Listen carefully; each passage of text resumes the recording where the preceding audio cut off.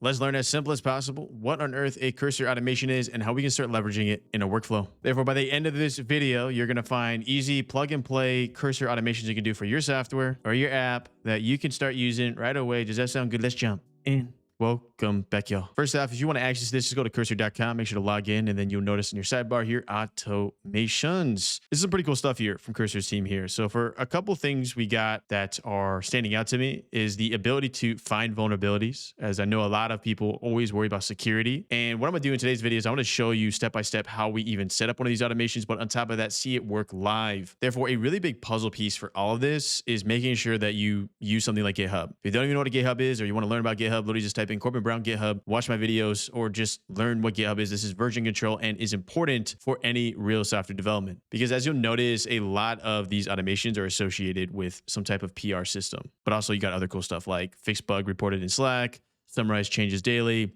everything of this nature. So you have two options. Nummer eins, we can create a custom one, which we'll do together, or alternatively use one of the pre-made ones by Cursor's team. So for example, find critical bugs. We can click this, and what it'll do is that every day at 4 p.m. PST, that nice little cron job, it will look at your relevant code base that you've integrated within Cursor and find critical bugs. Makes sense, right? What we're going to create today is going to be a automation that every time I do a pull request, it looks for high risk bugs. Create automation, high risk bug.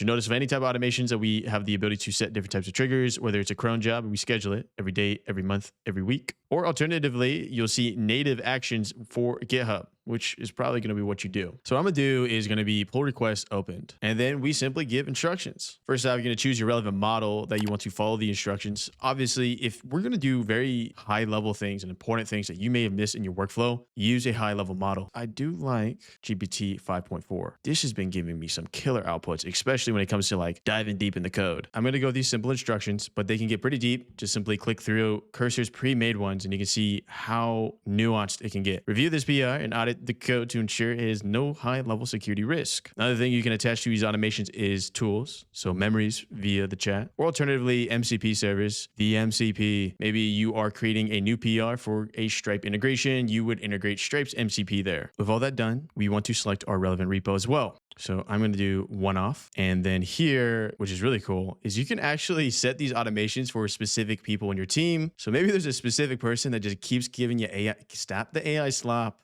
You can target that person with specific people within your team. For me, I'm just going to say anyone.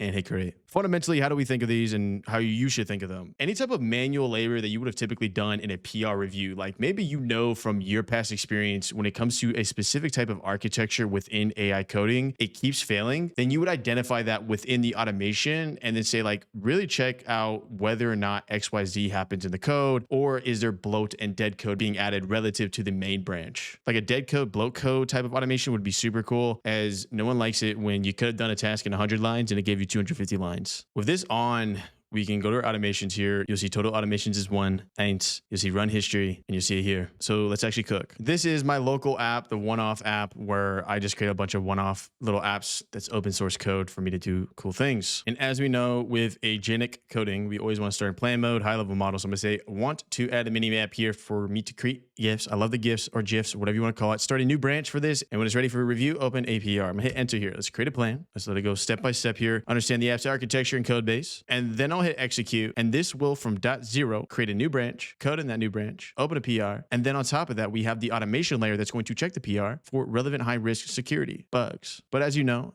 and as you can probably assume, there is a bunch of other stuff you can automate within your relevant developer workflow. Like another great example of this I can think of is when I was running teams and interns, a lot of times when they would open up a PR, they'd have to DM me directly on Slack to let me know the PR existed. Something like this, they can set up an automation where it's like, hey, I opened a PR, automatically DM Corbin. And as we know, we can always view said plan, see if it looks good, FFmpeg, we all know FFmpeg, and I will simply hit build. And from here on out, that entire process I just described is about to happen live in front of us. So let me go ahead and let this generate. We're going to go ahead and then walk through what this even looks like in GitHub and Cursor automation. And as you can see right off the bat, it is created and switched to the new branch feature GIF creator. So as finished our relevant plan here. And what I could have done is maybe be a little bit more specific so it automatically opened this PR. But if we come back over to GitHub, what you notice is that it's right here and I hit compare and pull request. Once I click this and obviously create pull request, the automation from Cursor should click in. And there we go. Notice two things. First thing, it's automatic as the name says, but also it is the very specific automation of high risk bug that we set together. This is super cool and really cool for two major reasons. Reason number one, Cursor already has a bug bot feature. So you check that out and bug bot kind of does a similar thing that we're doing here, but you can in theory create your own version of bug bot. And number two, there is a ton of different softwares where literally their entire use case is to be the bug bot. Like, hey,